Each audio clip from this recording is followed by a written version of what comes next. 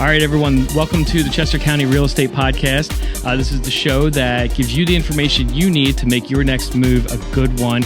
I'm your host, Sean Dominski, and today I am with Bobby Hulmes, managing broker here at RE/MAX Ace Realty. How's it going, Bobby? It's going very well, and thanks for having me today. I appreciate it. Absolutely. Excited. So I wanted to talk a little bit about, so the idea of the podcast is every week we're going to be bringing information for home buyers, home sellers, and honestly, we're in a crazy market. So you've been in the business for how long? So this is my 10th year. 10th year. Yep. I was involved in different aspects, coming up in my early years. I did a little property management, worked with investors. I actually even ran an Airbnb at one point. But I'm really focusing on, down here in the trenches, in our local market, helping people buy and sell homes, get the best value for their home, but also win and be competitive and through these treacherous waters out here for buyers.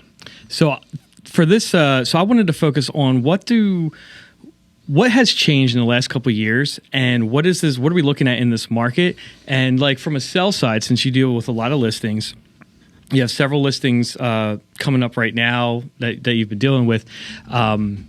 What's a seller have to do? Like what should they be concerned about? What should they be thinking of? And what should they be focusing on to sell their house at the highest value in this market? Sure. Yeah. Good question.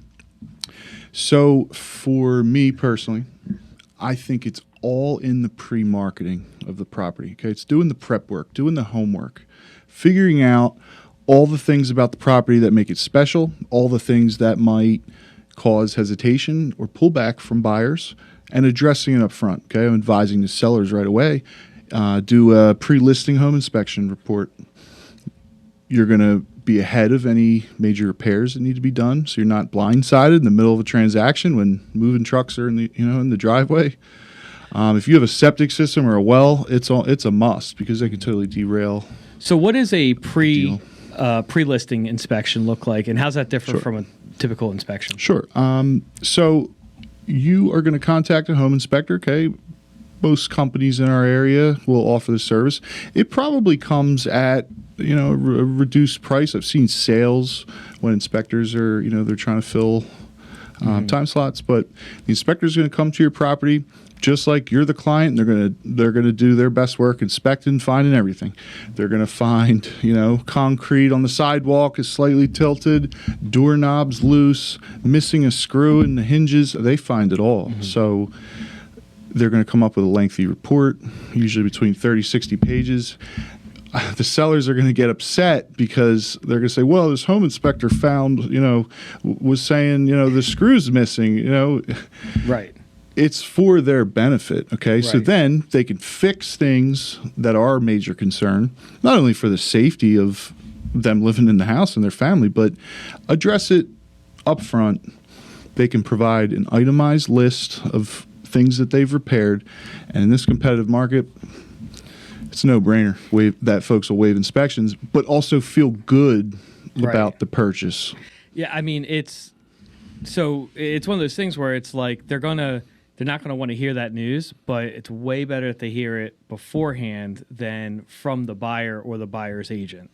Absolutely. I kind of always emphasize that it matters where it's coming from. So if the inspector's talking to you directly and you're hearing it, when it comes from the buyer's agent, it's also going to come with a whole bunch of drama around it too, and that's usually where they really and weighted with bias, of course. Yeah, and they're going to be like, "Oh, this is a $20,000 repair," and the seller's like, "No, it's not." So now you're arguing over money and the repair. So it's so funny because if you've been being in this business for longer than last couple minutes, it's like completely, I don't want to say backwards, but it's like upside down than what it used to be. So it used to be and I don't know if you've experienced this or not with listings, but the argument would be, but won't I have to disclose that? You know what I mean? Don't get a pre-listing inspection. Don't get it inspected because now the seller is required to disclose that. Right.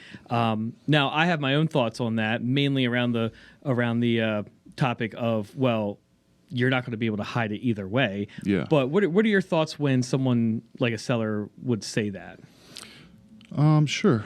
So, in the past, I had found that, or which I believed was a good strategy, to try to, I hate to use the word omit things, but strategically shoot photos on the best features of the home and not so much highlight the unfavorable parts, okay? And Right. allow them to experience it for themselves, okay, and get to the property, hopefully fall in love, and then say, well, you know what? That's actually not that important. When if you show it in the photos and buyers are clicking through and they go, ooh, it has red carpet.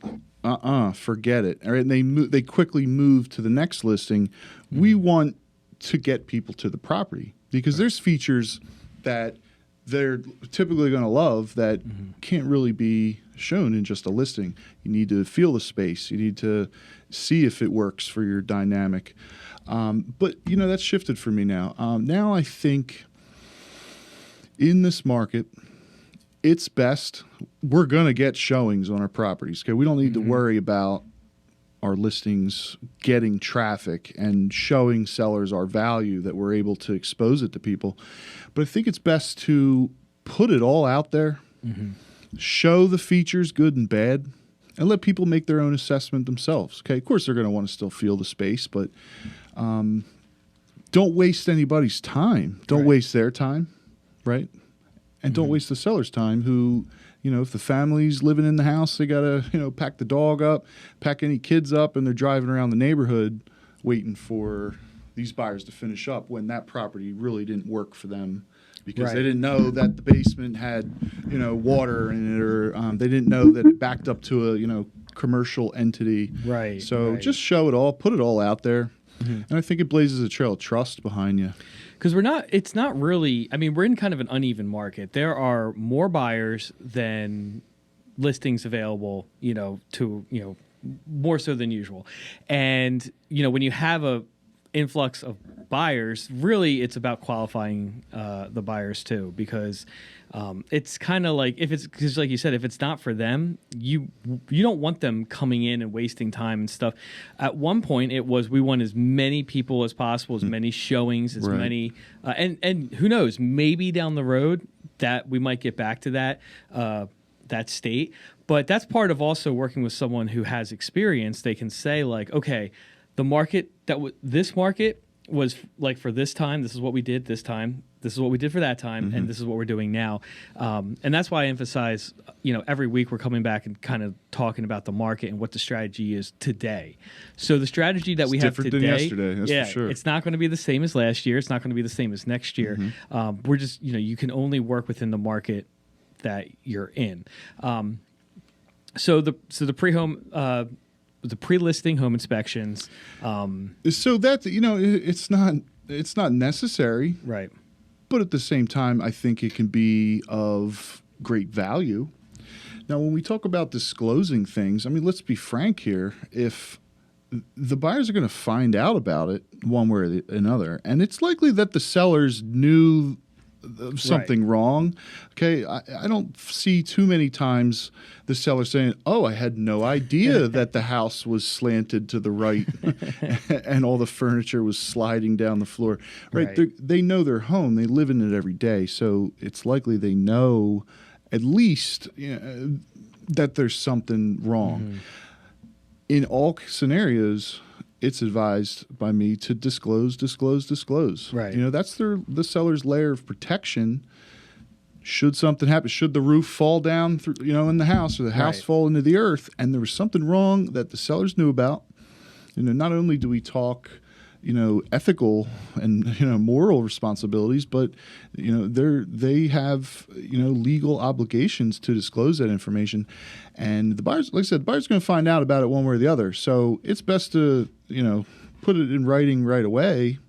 And you've now, you know, you've bought yourself peace of mind down the line. Yeah, and you're going to save a lot of hassle as far as, I don't even want to say what the worst case scenario is, ending up in a courtroom of some sort. Yeah. But even so, just making the deal harder and tougher. You know, like it's like you can, if the buyers want to fight something and they want to fight for their deposit back, or if something comes up, like it can get Sure, yeah. it can get messy. I've been in you know? some sticky ones, that's for sure.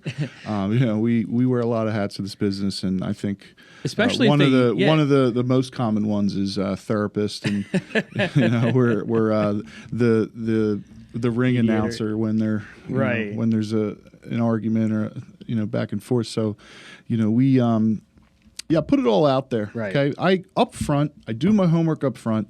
I am asking my sellers right off the bat, okay, so can you provide me a list of all of your utility providers? Can you provide me a list of all the contracting services that you use? Do you use a landscaper? Do you have somebody, a plumber that you like? Give me all that information, because guess what? The buyers or the buyer's agent are going to ask me. It's probably going to be like 8 o'clock at night when I'm trying to enjoy some family time. So I just put all the information possible I can right in the listing. Let them assess all the information they have, make educated decisions. Because at the same time, it's one thing I really do hammer home to my folks. Mm-hmm. Again, just a personal opinion, but I do believe it to be true.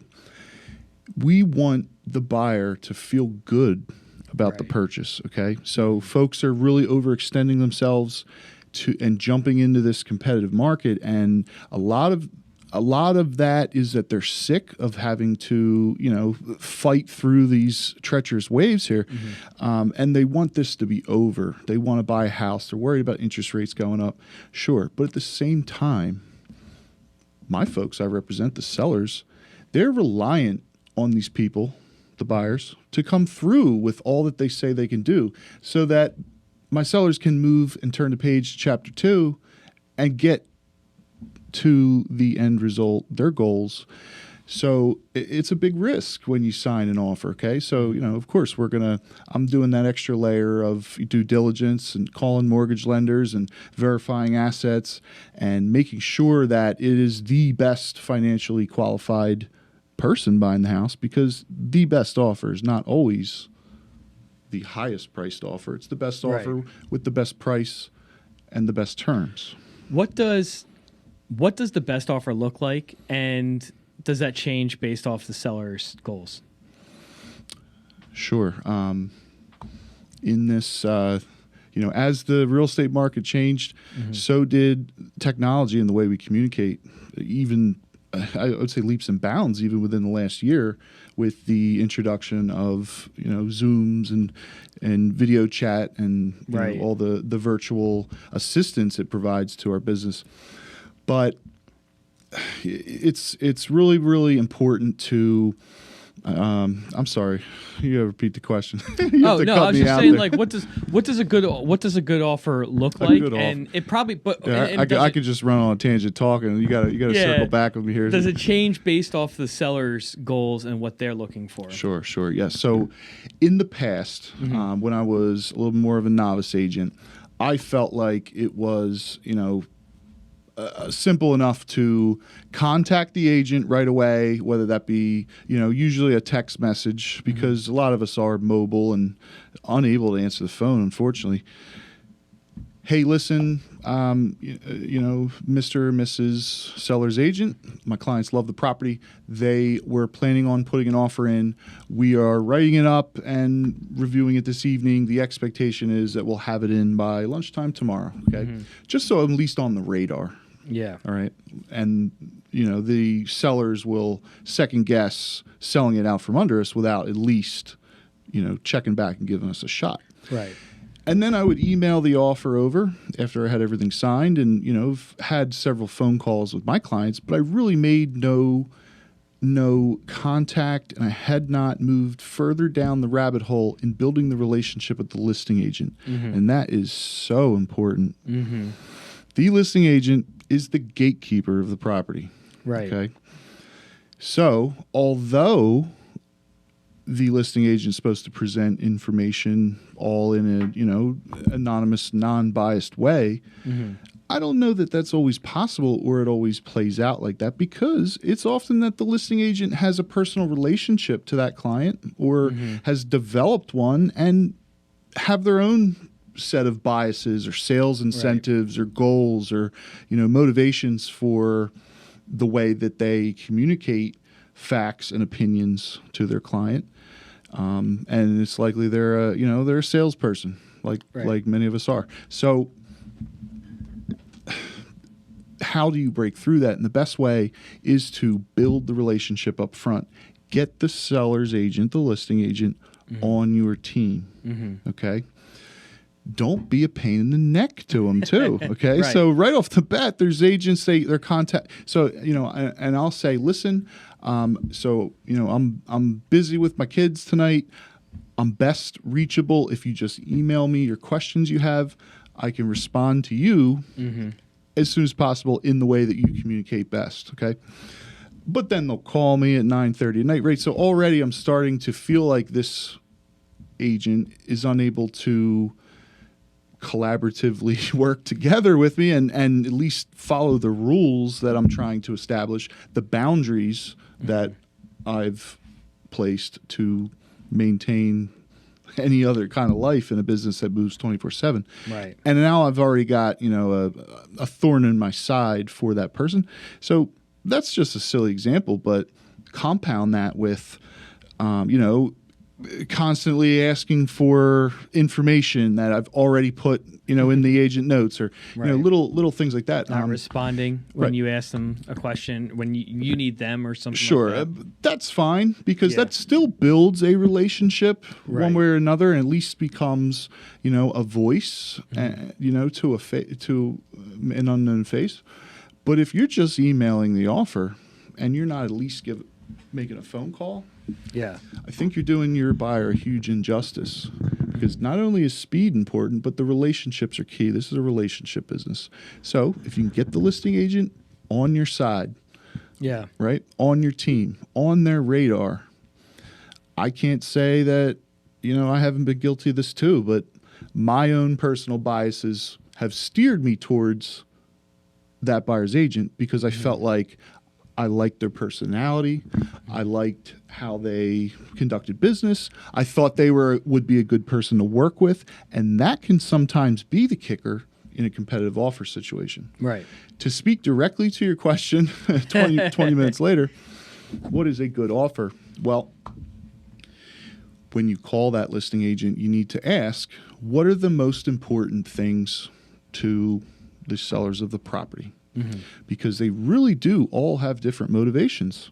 I just sold a house the other day, and I think we talked about this.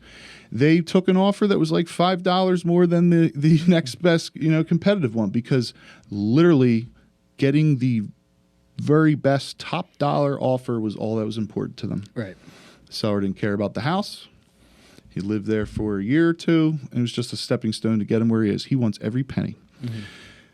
I've worked with plenty of folks that have taken significantly less than the best offer because they felt an emotional connection to the buyer and felt like they were the right person for their property that would enjoy it and make memories just like they had for, many years. Yeah. That's definitely a big kicker for people, especially in folks that have lived in the property for a long time. Because, I try to relate this to myself because it was one of my greatest accomplishments buying my first home. And some of the best memories I have with my family and my wife were fixing up this dump that we bought when we couldn't afford anything. And, I spent an entire Saturday with my wife just changing all the door hinge brackets to oil bronzed. And you might miss it when you walk through our house, but it adds a nice touch. And it was one of the most fun Saturdays I ever had. It took all day. Okay? It took all day long. So those little types of pride and ownership things, right? You want to, as a buyer's agent, be able to point those things out, point out the meticulous, point out the little basement workshop where all the tools are perfectly hung. Yeah. Just like when you want to buy a car that the owner constantly had service and the oil changed, so do you want to buy a house for your clients that has been well maintained. Check the downspouts when they have the drip pan properly running away from the property. Okay, those are the signs. Yeah. And that's how I was with my house.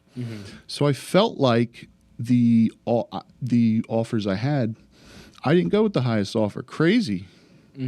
I probably could have even got a lot more, but I stopped the show because I got a very good offer, and I felt like those buyers would take care of my house like I did. And I felt confident that they were very, very, like they wanted to make this their home and they would move mountains to get it.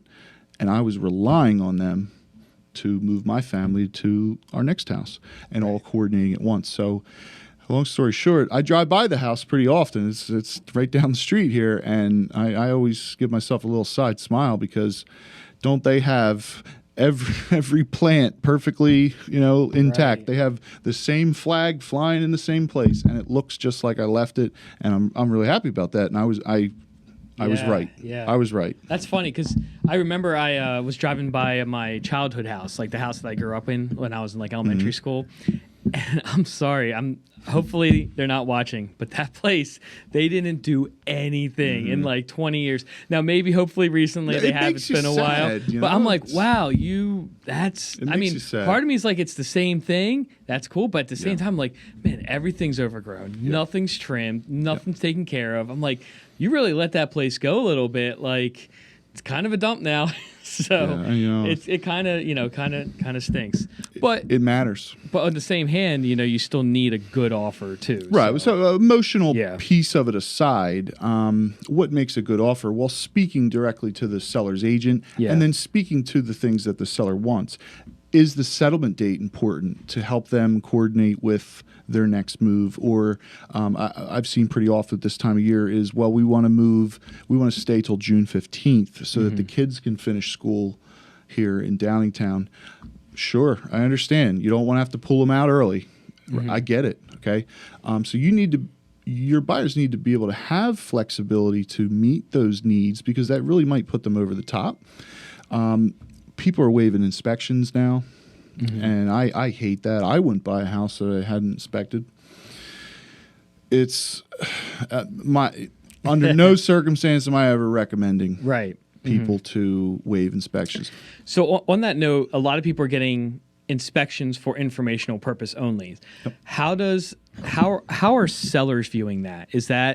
Do they not like that? Do they want to say, hey, once we're under contract, we don't want you in the house? Or are sellers pretty open to it? Like, is that a good idea for a buyer who really wants to get the place, doesn't want to have a contingency, but would still like to know what they're buying? Yeah, absolutely. I want to say about 2 years ago in that market, that was a real wow factor. Okay, that was a real crowd pleaser when you're presenting an offer and you said, listen, we're going to purchase it as is, just like you wanted to sell it as is, but we want to have inspections for informational purposes only. Look, we're not going to ask you for credits. We're not going to ask you to fix things, but we want the peace of mind that we can move in and I can have my kids sleeping in the other room and not have to worry that the roof's going to fall down on them. And people get that. They understand. Okay? So 2 years ago, that was like, wow. Right? now it's still the standard. Well, I was going to say, is this still with a contingency or is this no contingency with the inspections? I have no problem. Give them the contingency. I might chop those lengthy timelines down a bit, okay? Right? Because I'll give you 4 home inspection companies that they'll be there tomorrow. All right. So when we talk about taking 10, 15 days for inspections, that's really unnecessary. I have no problem extending an inspection period if something comes up and it's a tricky scenario with the electric in the house. So we didn't really know about it. And hey, listen, let's all just pause for a moment and go get a quote or two so that we're not negotiating based on what, Uncle Frank or, Aunt Sally said that a new main panel electric box cost, but now negotiating with material data. Right. Actual estimates from reputable licensed contractors in the area. And that circles me right back to the pre-listing home inspection where we then can get those quotes and see what it's really going to cost to remediate that. So that's the standard now. Okay. Yeah. So if people are able to get inspection at all. So that's where my folks that want to have an inspection, and I don't blame them, I'm advising them to do either chop down inspection time to 1-2 days. Okay, offers contingent on 2-day inspection period, as is, for informational purposes only. We just want a little bit of peace of mind. We're not going to ask you to fix things. We're not going to ask you to give us, $2,000 for the knick-knack items. We are going to give you the thumbs up or the thumbs down, and we're not going to waste your time. We will be in, we'll be out. We'll give you an answer right away. Okay? That, I think, is mutually beneficial. The sellers think about it and say, okay, great. Well, their concerns are I don't have to pay any more money. I don't have to and fix anything. And I don't have to waste my time in this market where days count. So it's a win-win because the sellers want the buyers to feel good about the purchase too. And the buyers want to feel good about, the safety of the house. So that's the strong way. I've seen and thought about trying, but haven't yet, waiving inspections altogether, but contingent upon a 2-hour walkthrough, right? Right. And then during my 1-day, 2-hour walkthrough, the day after we have a signed agreement delivered.